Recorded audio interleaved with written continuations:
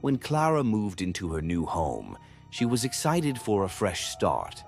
The house was old but charming, tucked away in a quiet neighborhood. The creaky floorboards and peeling wallpaper only added to its character. The first few nights were peaceful, but soon Clara started noticing faint whispers when the house was silent. At first, she dismissed it as her imagination or air moving through the vents, but the whispers persisted. They seemed to grow louder late at night, murmuring just below the threshold of understanding. One evening, while reading in bed, she heard it clearly. Her name, Clara. Startled, she froze. The voice seemed to come from the wall beside her bed. Pressing her ear against the wall, she heard muffled words like someone speaking from inside.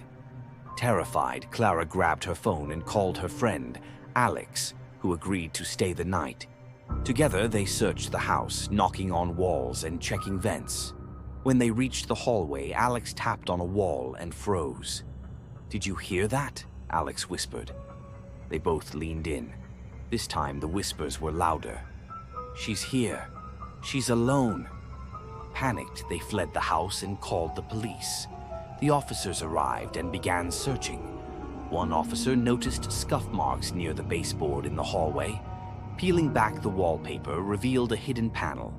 Inside was a cramped crawlspace lined with wires, cameras, and a discarded headset.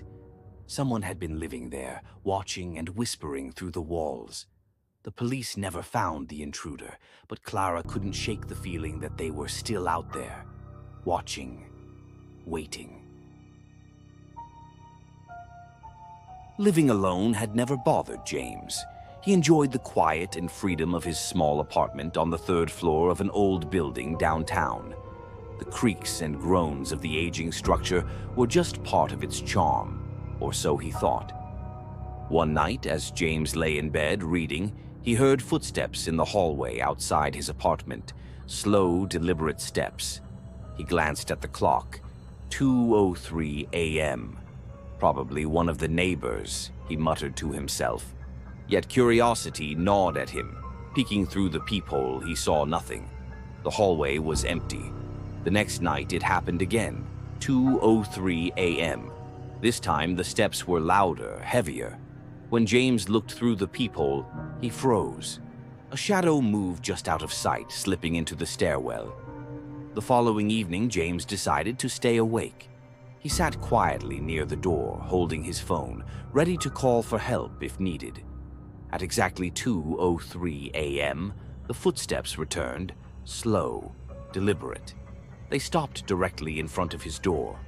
James held his breath as something scratched against the wood. Then came a faint whisper. "I know you're awake." Heart pounding, James called 911. The police arrived minutes later and found no one. They assured him it was likely a prank, but James knew better. The next day, he asked the landlord about the apartment's history. The landlord's face darkened. "The tenant before you, he vanished without a trace. The neighbors swore they heard footsteps in the hall the night he disappeared." That night, James barricaded his door. At 2:03 a.m., the footsteps returned. This time, they didn't stop. They kept pacing back and forth as if waiting for him to come out.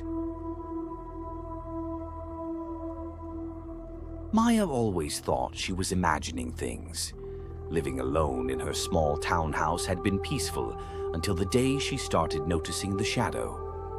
It began one evening when she came home late from work. As she unlocked her front door, she glimpsed a dark shape behind her in the reflection of the glass. She spun around, but no one was there. Over the next few days, the shadow kept appearing, just out of view. Once, she caught it moving across the hallway mirror. Another time, it flickered across her bedroom wall as she lay in bed. Yet, whenever she checked, the room was empty. Convinced she was just tired, Maya tried to ignore it. Until one night, she awoke at 3:12 a.m., cold sweat clinging to her skin. The shadow was standing at the foot of her bed. Frozen with fear, she squeezed her eyes shut and prayed it was just a dream. When she opened them, it was closer, hovering by her bedside. Terrified, Maya leapt from her bed and flicked on the light. The shadow vanished. She barely slept the rest of the night. Determined to prove she wasn't losing her mind, Maya set up her phone to record her bedroom that night. When she reviewed the footage the next morning, her heart stopped. The video showed her sleeping soundly until 3:12 a.m. That's when the shadow emerged from the corner of the room, standing over her for several minutes before slowly leaning down as if to whisper in her ear. The final frame showed Maya turning restlessly in her sleep, while the shadow crawled under her bed. She packed her bags that morning and never returned. The days before the encounter had felt normal. Emily's routine was simple: wake up, work from home, and unwind with a movie or book before bed. She kept her doors locked and never left her windows open. Despite being alone, she felt safe in her space. However, strange things started happening. Her keys would go missing and turn up in odd places, once inside her fridge. Her shoes, always neatly aligned by the door, would sometimes be oddly shifted. Emily blamed herself for being careless, yet an unsettling feeling crept in. Something felt off. Then the tapping began. At first, she rationalized it as noises from her neighbors. The old building had thin walls, and sounds often traveled between units. But the knocks seemed to follow her schedule. When she stayed up late, they came later. If she went to bed early, the tapping followed shortly after. It was as if someone was watching her. Emily grew increasingly paranoid. She started leaving the lights on in every room and refused to wear headphones, terrified of missing some important sound. The faint knocking at night became something she dreaded most. One evening, Emily invited her friend Clara to stay over. Clara was skeptical but supportive. That night, both women sat on the couch, waiting. Sure enough, at exactly 1:58 a.m., the tapping began. "That's it," Emily whispered. "It's coming from my closet." Clara grabbed a flashlight and the two tiptoed toward the bedroom. Emily's hand trembled as she reached for the closet door. Before she could touch the handle, the tapping turned into scratching, slow, deliberate dragging against the wood. Clara shoved the door open. The closet was empty, but on the back wall they noticed something odd, a small vent, barely noticeable behind her clothes. Clara knelt down, shining her flashlight into the narrow space. "Emily," Clara's voice shook. "There's something back here." Pushing some boxes aside, they discovered a hidden panel beside the vent. The panel was loose, revealing a narrow crawl space. A foul, musty smell seeped out. Within the crawl space were empty food containers, torn fabric scraps, and several photos of Emily, some taken through her window, others from within her apartment. Terrified, they called the police. Officers scoured the crawl space and the area behind the walls. While no one was found inside, footprints in the dust suggested someone had been coming and going through the vents. Emily left her apartment immediately, staying at Clara's while she searched for a new place to live. Weeks later, Emily tried to put the experience behind her. But one night, while brushing her teeth in Clara's bathroom, Emily froze. The mirror was fogged from the steam of her shower. Hannah had always loved her apartment's vintage charm. The creaky wooden floors and old-fashioned fixtures felt warm and inviting. The ornate mirror in her bedroom was her favorite piece. It stretched nearly floor to ceiling, framed in dark wood with intricate carvings.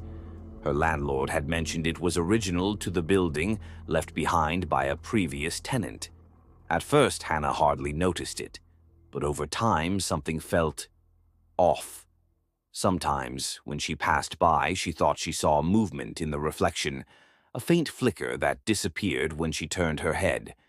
One evening, after a long day at work, Hannah stood in front of the mirror, adjusting her earrings. As she turned away, she froze. In the reflection, a figure stood in her bedroom doorway, tall, thin, and motionless. Her heart pounded as she whipped around. The doorway was empty. "Just my imagination," she muttered. But things got worse. Items in her room seemed to shift when she wasn't looking. Her closet door, which she always kept shut, would be found slightly ajar in the morning. One night, Hannah swore she heard faint breathing coming from the direction of the mirror. Determined to prove she wasn't imagining things, Hannah set her phone on a shelf and recorded her room overnight. The next morning, she played the video. At first, nothing seemed unusual. Then, at around 3 a.m., the figure appeared in the mirror. It stepped forward, not out of the mirror, but deeper within it, as if walking down a hidden corridor. The man was tall and gaunt, dressed in tattered clothing. His eyes were wide and sunken, and his grin stretched too far across his face. He stopped staring directly at Hannah as she slept. Then, slowly, he raised a hand and tapped the inside of the glass. Tap, tap, tap. Hannah paused the video, her blood running cold. When she glanced at the mirror, her reflection stared back. But in the background, faint and distorted, was the man, smiling and standing just behind her. She grabbed her keys and fled the apartment without looking back. Living alone had never bothered Rachel. Her apartment was small but cozy, and she loved the independence. But things changed the night the power went out. It happened just past midnight. Rachel was curled up on her couch watching a movie when the screen flickered and went dark. The soft hum of her refrigerator stopped, plunging the apartment into eerie silence. Only the faint glow of streetlights seeped through her curtains. With a sigh, Rachel grabbed her phone and flicked on the flashlight. The beam cut through the darkness, bouncing off her walls. She checked the breaker box, but everything seemed fine.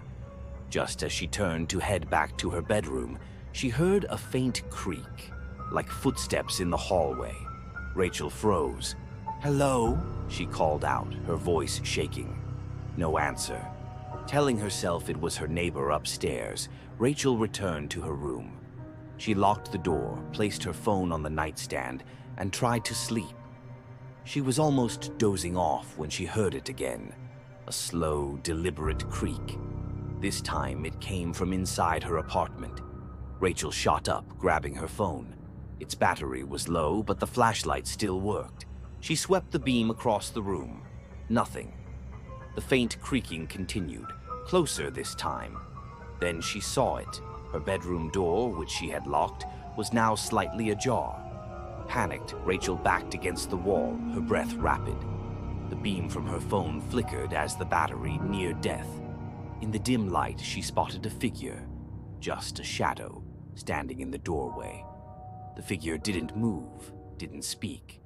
It just stood there, watching.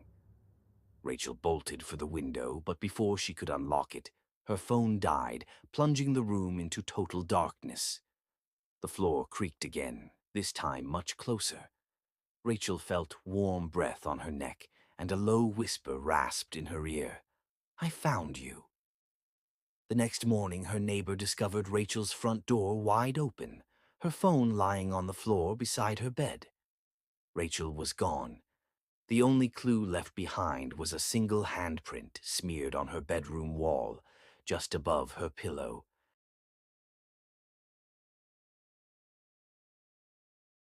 When David moved into his new home, everything seemed perfect. The house was modern, sleek glass windows, minimalist furniture, and bright LED lights that illuminated every corner. It was the kind of American dream house he'd always wanted. Nestled in a quiet suburban neighborhood, it was peaceful, yet still close to the city. For a bachelor like David, this house was ideal, but soon things began to feel off. It started with faint noises at night, footsteps creaking down the hallway, faint whispers that seemed to emerge from nowhere. David brushed it off as old pipes settling or his imagination playing tricks on him.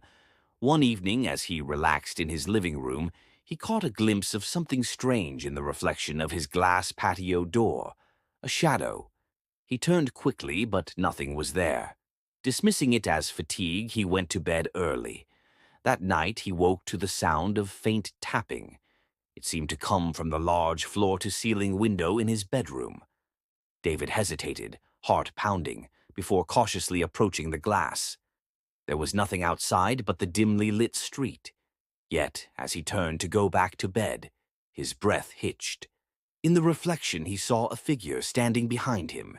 Spinning around, he found nothing but empty air. The incidents escalated. Lights flickered randomly. Doors creaked open on their own. More than once, David swore he heard whispers echoing down the hallway, his name carried on the air. Desperate to explain what was happening, he installed security cameras inside and out. Reviewing the footage the next morning chilled him to his core. The video showed a pale, shadowy figure standing in the corner of his living room. It didn't move, didn't shift, just stood there, silently watching. David called a security company the next day, convinced someone was sneaking into his home. The technicians checked every lock, window, and possible entrance. "Everything's secure," one of them assured him. "No signs of forced entry." That night, David bolted his doors, locked his windows, and kept the lights on. Yet at 3:07 a.m., he woke again. The tapping on the window was louder this time, desperate, urgent. His bedroom lights flickered, plunging the room into sudden darkness.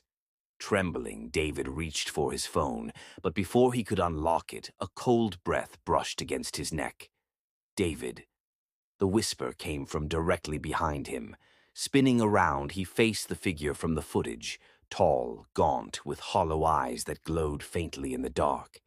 The thing's face twisted into a grotesque smile, and it leaned closer. Paralyzed with fear, David bolted for the door, sprinting through his house. As he reached the living room, he glanced back. The figure was standing at the end of the hallway, watching him silently. He spent the rest of the night in his car, parked several blocks away. By morning, David returned home only to gather his things. The figure's face was still faintly visible on the darkened glass of his patio door, a twisted grin staring back at him. David never returned to that house again. The new owners? They claimed the tapping at 3:07 a.m. never stopped. When Lisa moved into her new apartment, she felt relieved. After a messy breakup and months of financial struggle, this small but cozy place felt like a fresh start. The building was old, but the rent was cheap, and her neighbors seemed pleasant enough. It wasn't long before things started to feel strange. On her first night, as she lay in bed scrolling through her phone, Lisa heard a faint sound, a whisper, distant but unmistakable. At first, she assumed it was coming from the apartment next door. The walls were thin, and she figured someone must be talking late into the night. But the next evening, as she was brushing her teeth, she heard it again. This time it was clearer. A voice, soft and low, drifting from the air vent in her bathroom. "Help me." Lisa froze, toothbrush still in her mouth. Heart pounding, she leaned closer to the vent. "Hello?" she called softly. Silence. Convinced she was just tired, Lisa ignored it. But as days passed, the voice persisted. Sometimes it was faint weeping, other times muffled words she couldn't quite understand. Each night the whispers seemed to grow louder, more desperate. One evening, Lisa decided to investigate. She grabbed a flashlight and unscrewed the vent cover. The dark tunnel stretched deep into the wall, vanishing into blackness. Shining her light inside, she saw something that made her blood run cold. Fingernail scratches etched into the metal, jagged and desperate. Panicked, Lisa called the building manager. "No one's lived in the apartment next to yours for over a year," he told her. "That place has been empty since the last tenant." "Well, left." "Left? What do you mean?" The manager hesitated. "The guy who lived there went missing. No one ever figured out what happened." That night, Lisa barely slept. Every creak in her apartment felt like a presence creeping closer. At exactly 3:15 a.m., the whisper returned, clearer than ever. "Help me! I'm still here!" Unable to ignore it any longer, Lisa opened the vent again and called out, "Who's there?" The voice responded immediately. "Please, they're coming back. They're coming back." Suddenly, footsteps echoed from the apartment next door, heavy, deliberate steps pacing back and forth. A shadow passed by her window, and Lisa swore she saw someone standing in the hallway just beyond her door. She bolted from her apartment that night, spending the rest of the evening in her car. The next morning, she packed her things and moved out. Weeks later, the building manager called her. "We found something," he said grimly. "There was a body in the vents. They think he's been there for months." "What about the person pacing outside my door that night?" Lisa asked, her voice shaking. The manager went silent. "That apartment was still empty, Lisa. No one was there." Lisa never looked back.